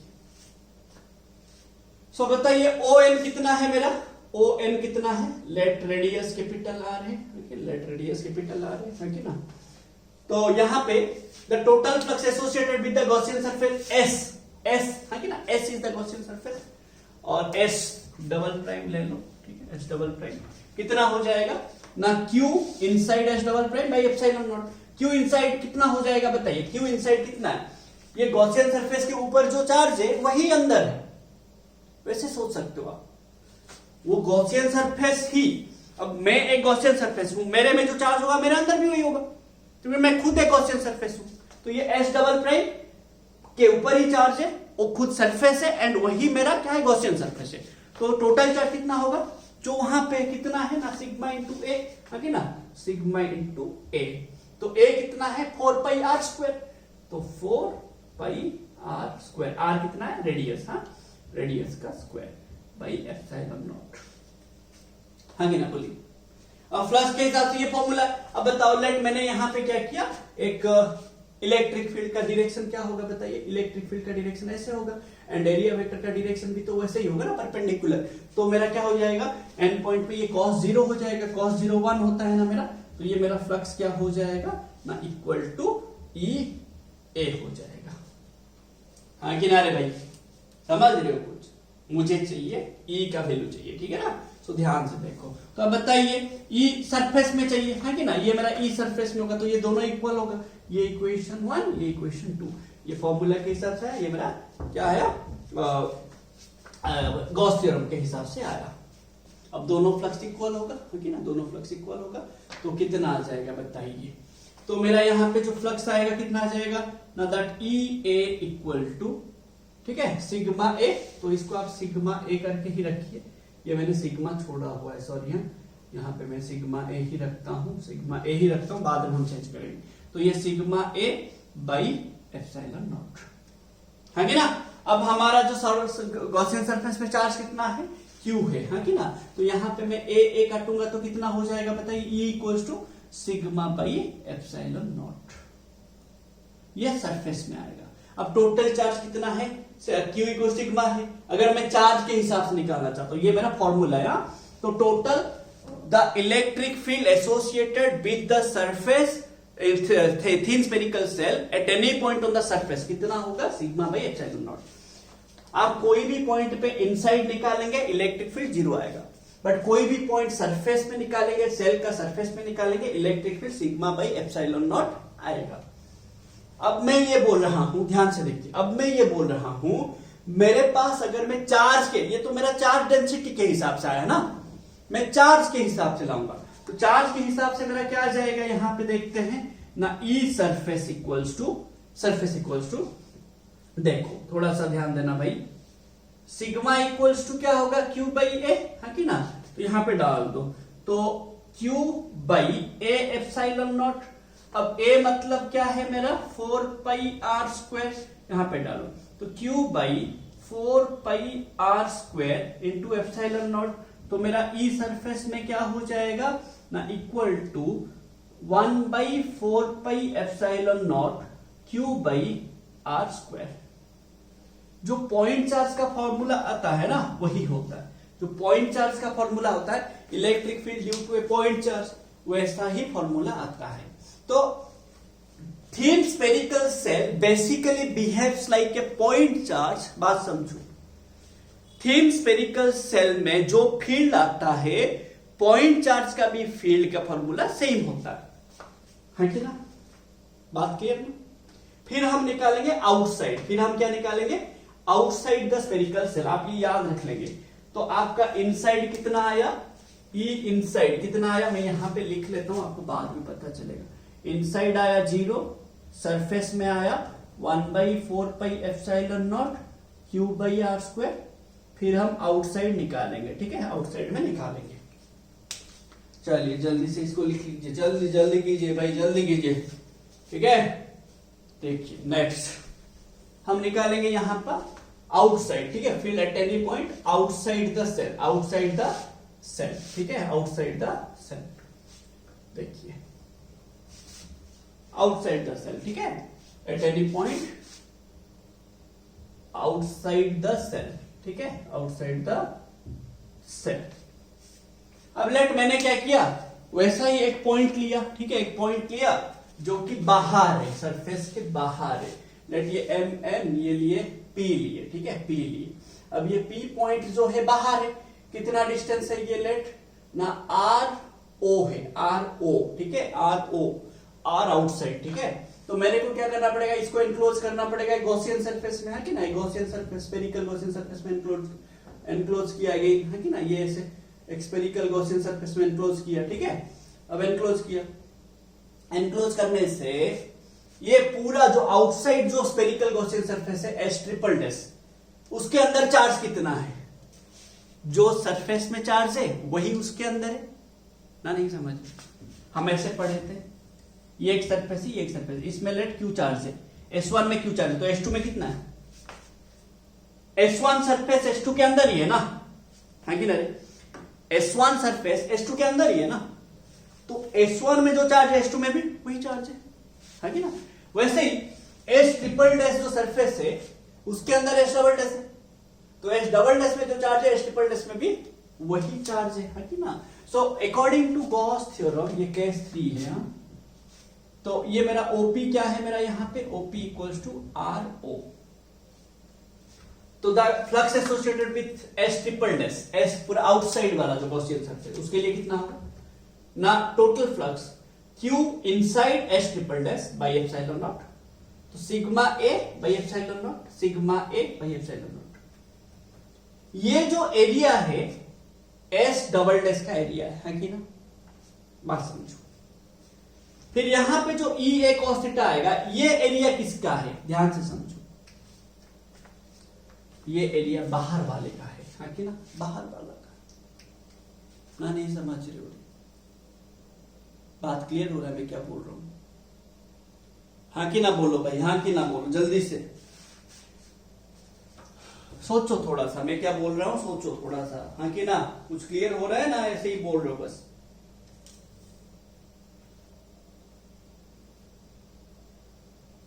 ठीक है रे भाई,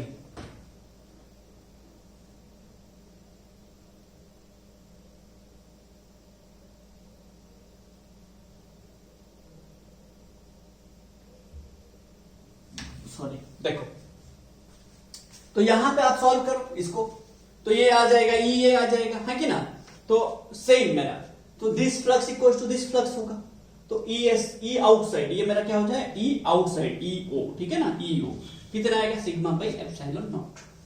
सेम करेंगे, बट यहां पे जो रेट, ये जो आर होगा, ये क्या हो जाएगा, आउटसाइड वाला हो जाएगा, हाँ कि ना, आउटसाइड वाला, बात समझ रहे हो रे, हाँ कि ना, बात क्लियर, तो आउटसाइड वाला, तो यहां पे जो आर होगा वो चेंज हो जाएगा, आर, बाकी सब सेम आएगा, बाकी सब सेम आएगा, हाँ कि ना, बाकी सब सेम आएगा, सब सेम आएगा, बस यहां पे चेंज हो जाएगा, तो ये आउटसाइड क्या आ जाएगा बताइए, सब कुछ सही, but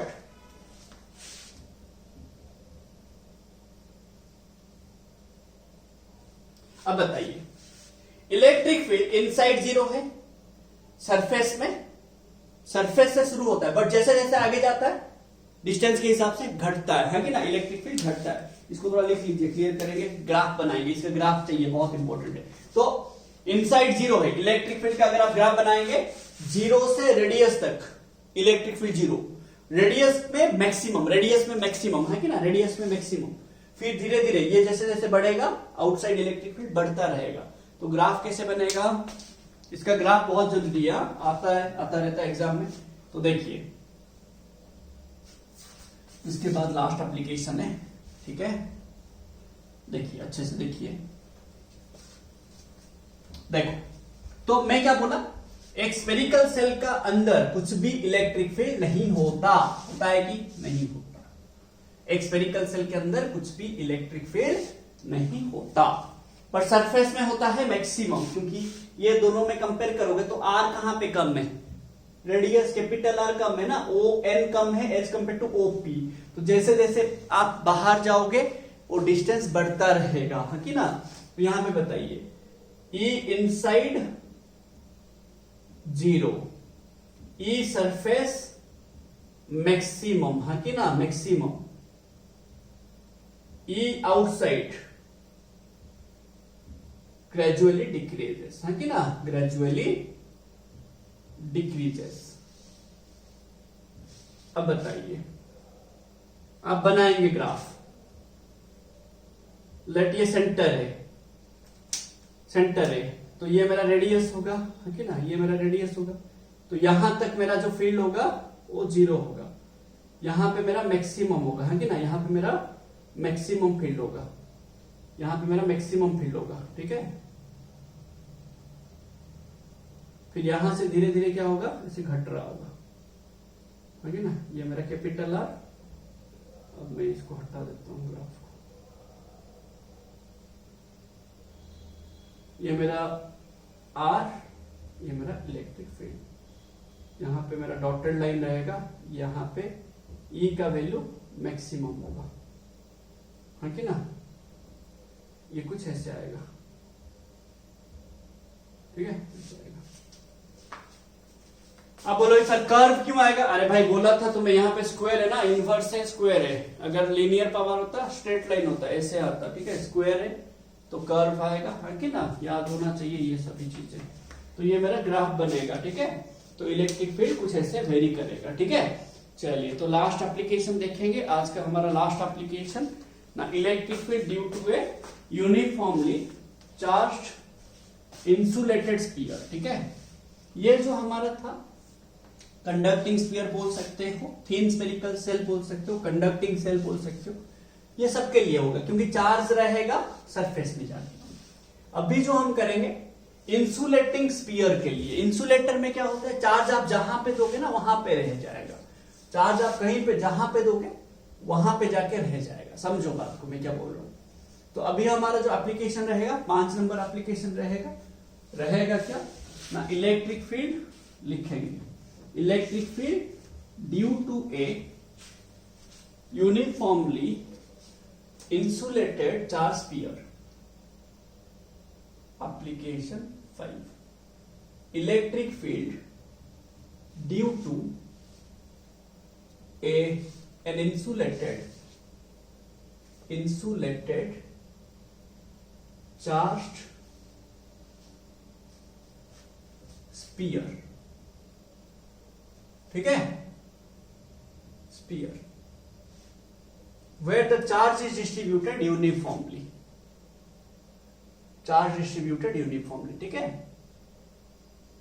charge distributed uniformly, charge distribution, ठीक है।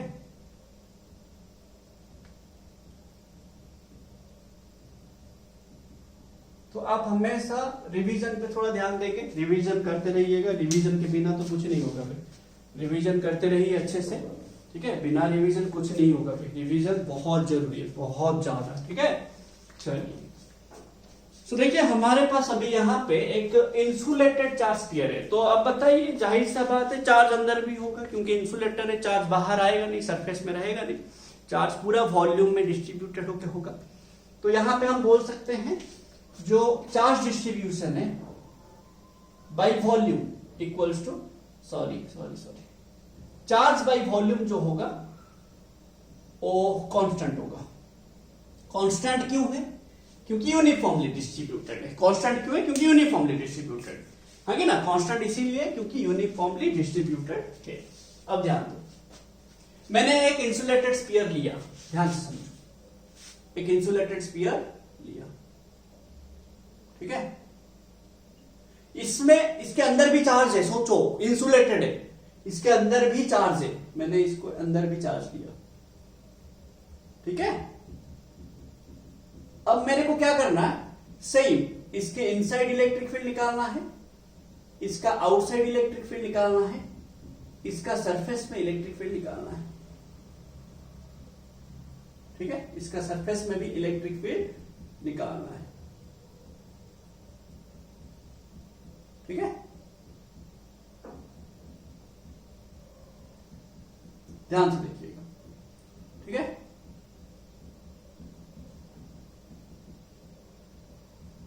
सारा पॉजिटिव चार्ज मैंने लिया, ठीक है।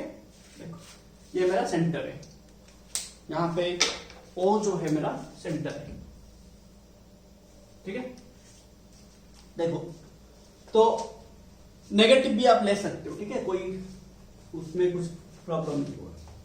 तो आपने क्या किया, ऐसे एक पॉइंट लिया यहां पे M पॉइंट, जहां पे आप फील्ड निकालेंगे इनसाइड, और एक पॉइंट लिया आपने N पॉइंट सरफेस में, और एक पॉइंट लिया आपने P आउटसाइड, जहां पे आप फील्ड निकालेंगे। आप ये 3 पॉइंट पे फील्ड निकालेंगे।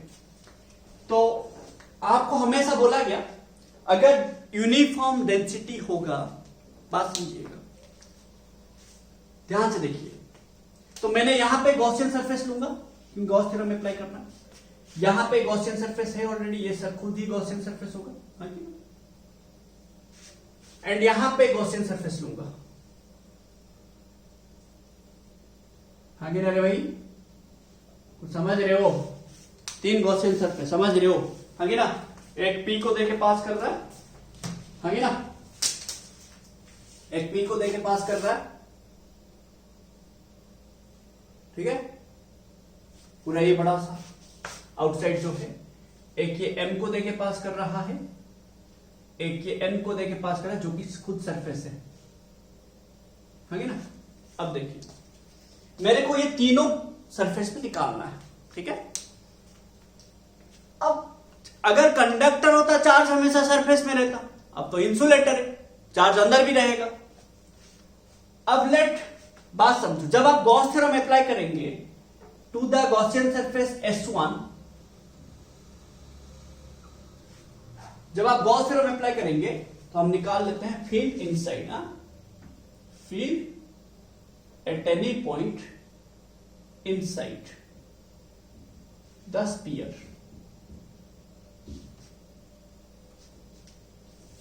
यहां पे टोटल चार्ज कितना है बताइए? टोटल चार्ज क्यू है, हाँ कि ना? टोटल चार्ज हम क्यू लिए, पूरा कहां पे डिस्ट्रीब्यूटेड है?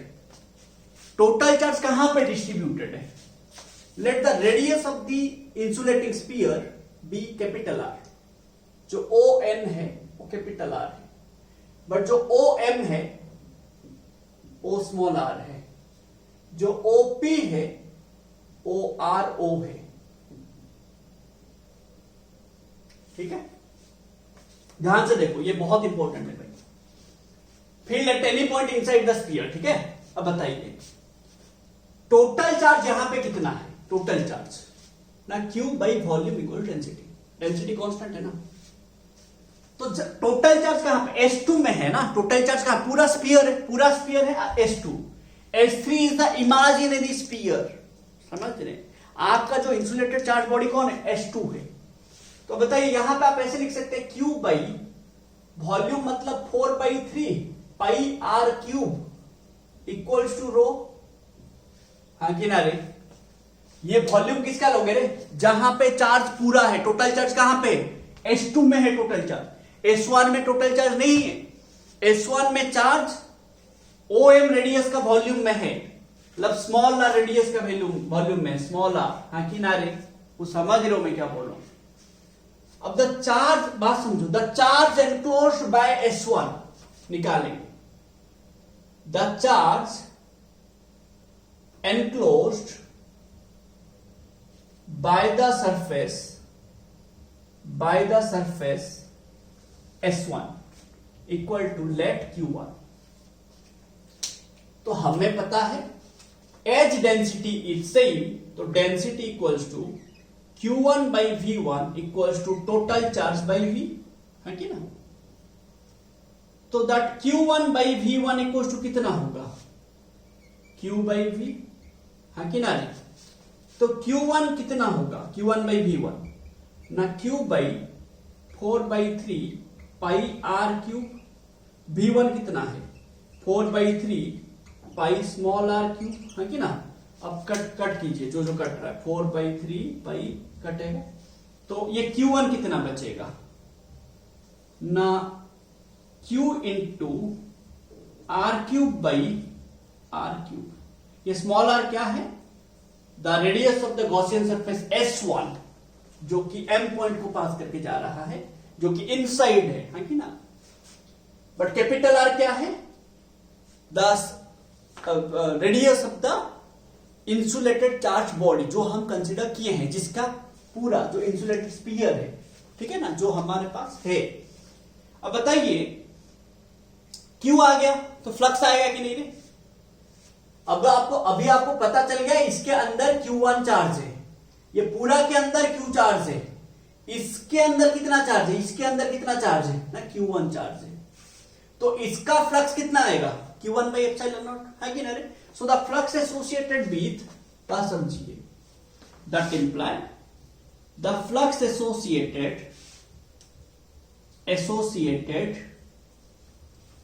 with the Gaussian surface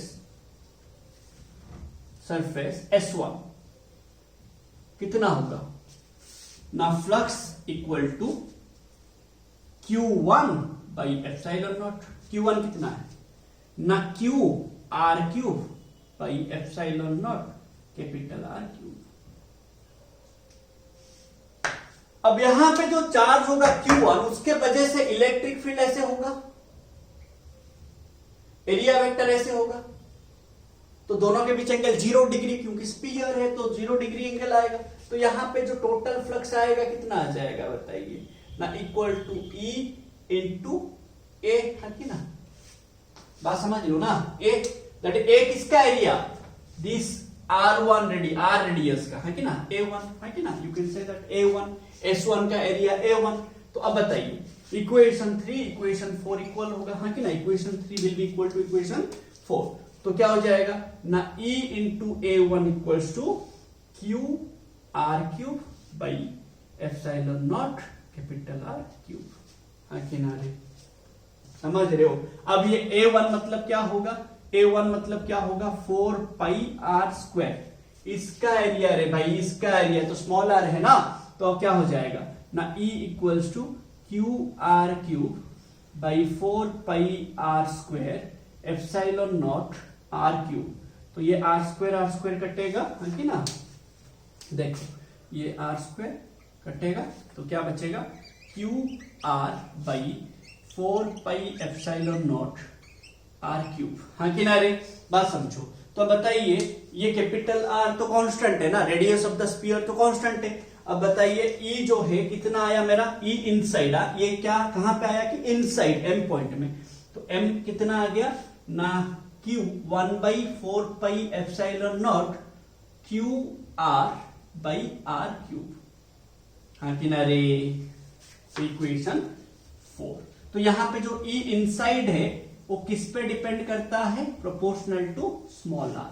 मतलब जैसे जैसे आप सेंटर से दूर दूर जाओगे इलेक्ट्रिक फील्ड बढ़ता रहेगा। है कि ना रे। देखो ये कैपिटल आर क्यूब तो कांस्टेंट है, तो ये स्मॉल आर है, तो जैसे जैसे आप दूर दूर जाओगे इलेक्ट्रिक फील्ड बढ़ता रहेगा। है कि ना। ये स्मॉल आर क्या है, सेंटर से डिस्टेंस, ठीक है, इनसाइड के लिए। तो जैसे इनसाइड इलेक्ट्रिक फील्ड बढ़ेगा जैसे जैसे आप दूर जाओगे। तो अगर आप ग्राफ बनाएंगे कैसे होगा, ये मेरा अगर आर होगा, ये मेरा इलेक्ट्रिक फील्ड होगा, यहाँ पे जीरो नहीं होगा, ये धीरे धीरे बढ़ेगा पहले। है कि ना। कब तक बढ़ेगा, सब तक सरफेस में नहीं जाते।